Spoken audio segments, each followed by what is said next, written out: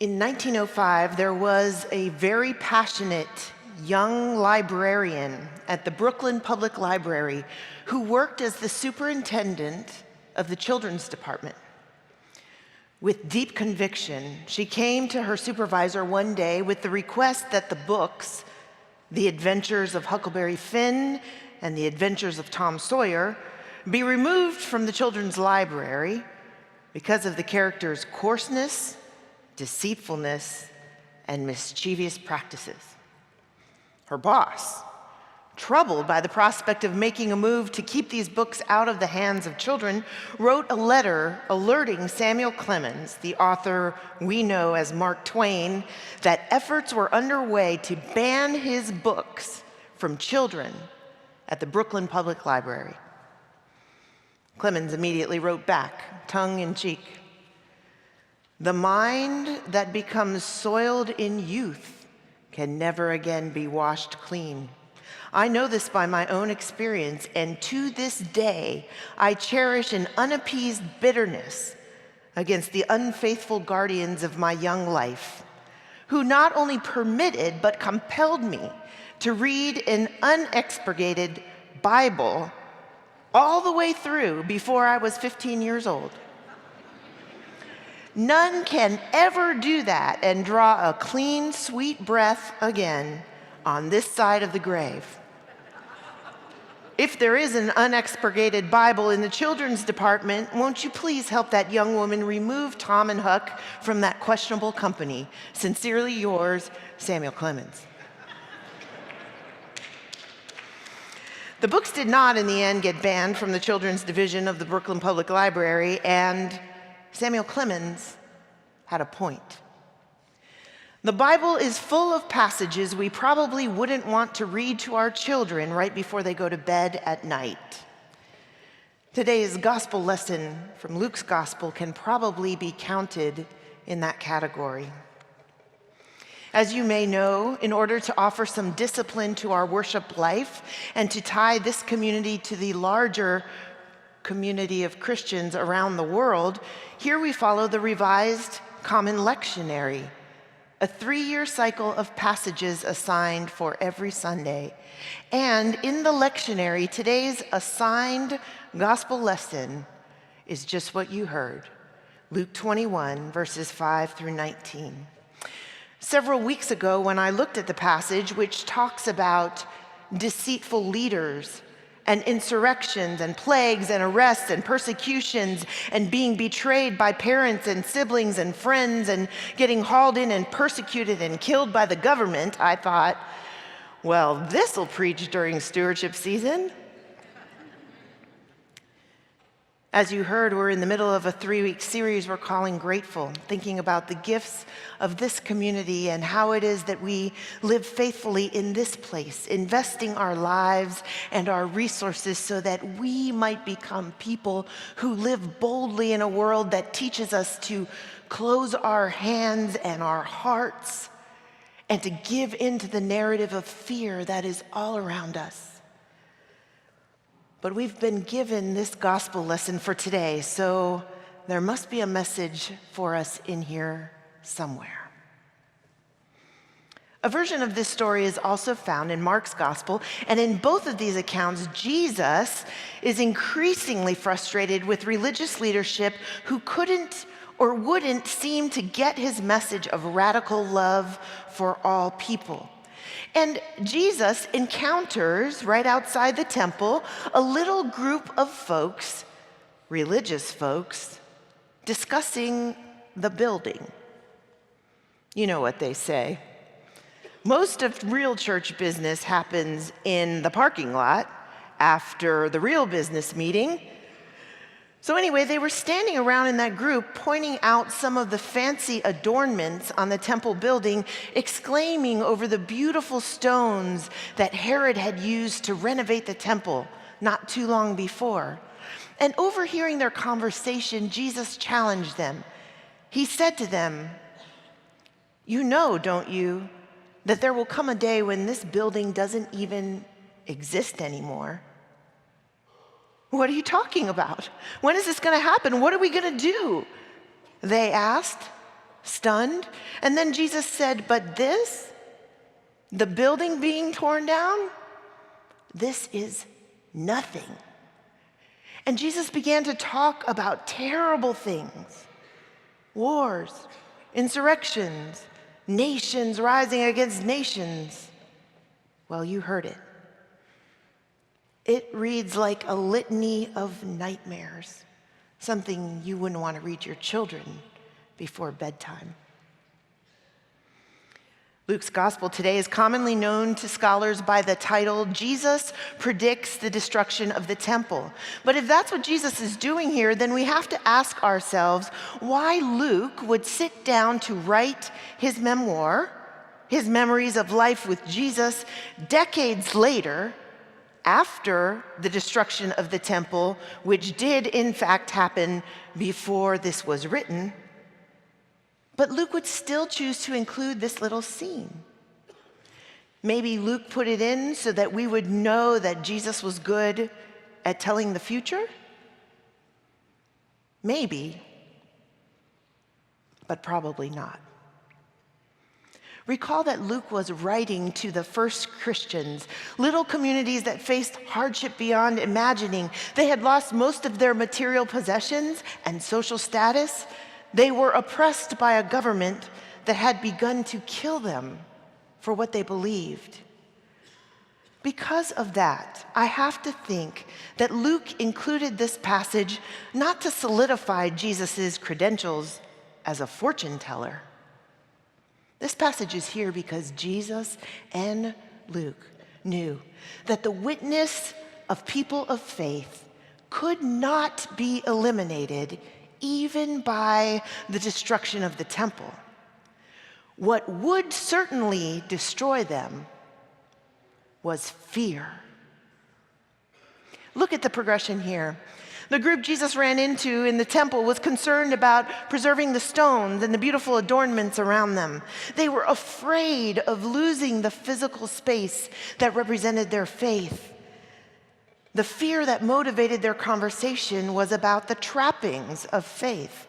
But when Jesus interrupted the group, he seemed to be saying to them, "Yeah, that's pretty scary, but there is a whole lot more to be afraid of. You're afraid of losing the outward trappings of your faith, but you don't even know that what's really at risk here is losing the substance of your faith." In essence, it was like he was saying, "Look up, people. Lift your heads and look at what is going on around you. Tear your myopic and fear-filled, inward-focused gaze to the world. Things are bad out here." And it doesn't have anything to do with whether the temple stones are pretty. It has to do with the fact that the message that can heal our world is deeply offensive, and it makes people mad. People don't like it when you tell them to love their enemies, give away their possessions, welcome strangers. And when you decide to preach and live that message, well, the world around you is going to get scary really, really fast. You want to talk about fear? Sure. You're afraid to lose the trappings of your faith, but here's what's worse: losing the substance of your faith. Whatever you're afraid of, don't give in to fear. No matter what you do, don't let fear narrate the story of your community. That's your work. Not worrying about losing the outward dressing of your faith, or even worrying about facing the kind of abuse and persecution that you will face if you keep the substance of your faith strong. Your work is to push back hard against the fear. Because you can survive a lot of things: the destruction of the temple, persecution, corrupt leaders, betrayal by friends and family, wars and insurrections, injustice all around. You can survive all of that, and by your endurance, you will gain your souls. But if you give into fear of any kind, it will destroy you. The Jews in Jerusalem that worried about the preservation of the temple needed so much to hear Jesus' message about fear. The first Christians, decades after Jesus' death and resurrection, facing oppression, persecution, and death, needed to hear Luke's message about fear. And maybe this week, we need to hear our Holy Scripture's message about fear. Don't we wish we could have a softer passage this week, one with a nice ending where everything turns out okay? Don't we wish we could move this one right off the library shelf? Friends, Jesus is not saying here that everything will be okay in the end. He's saying that what we think will destroy us, all of us can name any number of things. Anything from low interest returns on the church endowment to a country unwilling to face its misogyny, racism, and love of empire. Those things, though troubling, they will not destroy us. What will destroy us for sure is fear. From the time I can remember, every time something big happened in our family, my dad would go into the living room and call out, "Kids, family meeting. Everybody in here for a family meeting." Whenever we got summoned to a family meeting, we knew that something big had happened. Sometimes the news was something terrible, like someone we loved was very sick or there had been an accident and someone had died. My cousin Keith, I remember. Sometimes the parents made us line up in a row until we told the truth about who caught the frog and put it in the mailbox, terrorizing the mailman.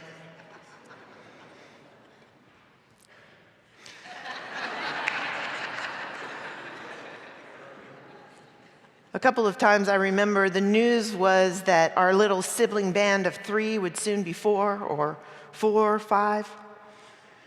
Whatever the issue at hand, when Dad called a meeting, we knew it was serious.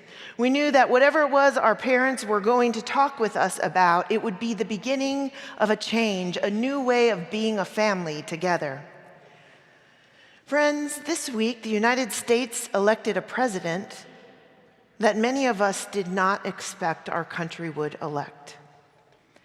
During his campaign, he represented values and ideals that directly conflict with what we hold dearest as Christians, an ethic of love, radical love. Perhaps some of you were shaken by this news. All of us should realize that this signifies the beginning of a change, a big change. So I think it's only appropriate this Sunday, as we're thinking about the gratitude that we share for this justice-making community, that we call a little family meeting. Riverside Church, on Tuesday night, the way that we live as a family of faith together changed. The high-profile, historically progressive witness of our church suddenly shifted focus. Here's what I mean.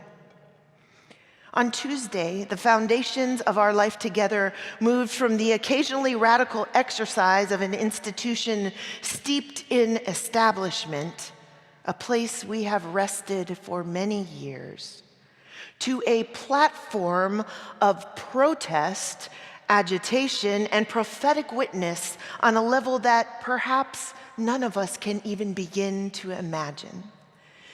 If policies and practices that hurt our poor, LGBTQ, immigrant, Muslim, Black, or any other of our vulnerable neighbors begin to take actual effect in our life together as a country, as it seems they are already beginning to do, then we will be called on increasingly to live in new and more radical ways as a bright light in a sea of darkness, as a voice calling for righteousness and love, as a gathering place and an organizing point for people who stand up together and say, no. These things cannot happen.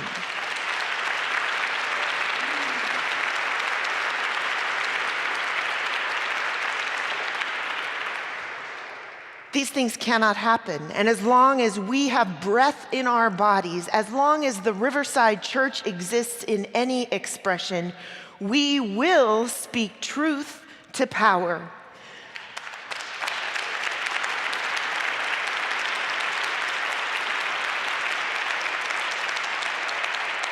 We will protect and defend the most vulnerable among us, and we will not give in to what will certainly destroy us.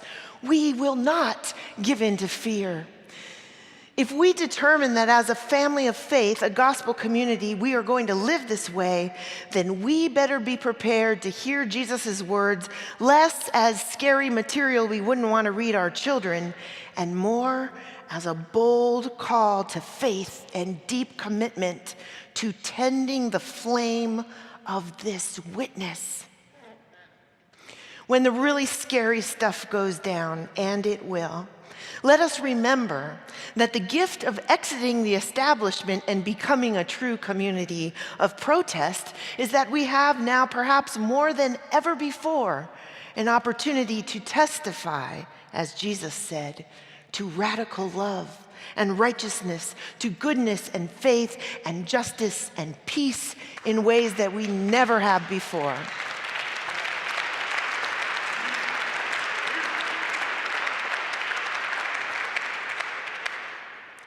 Founding pastor of this church, Harry Emerson Fosdick, wrote the great hymn of the church that we sing often. You remember the words, "Save us from weak resignation to the evils we deplore.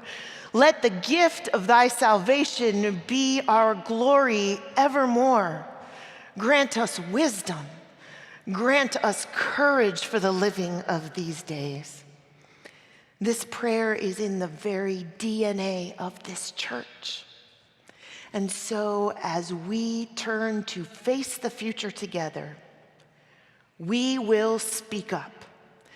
We will protect our neighbors. We will insist on righteousness and justice. We will live the radical love of Jesus here in this place and beyond these walls. We will walk boldly into the future of our shared life together with open hands and open hearts and more courage than we ever suspected we might have to summon.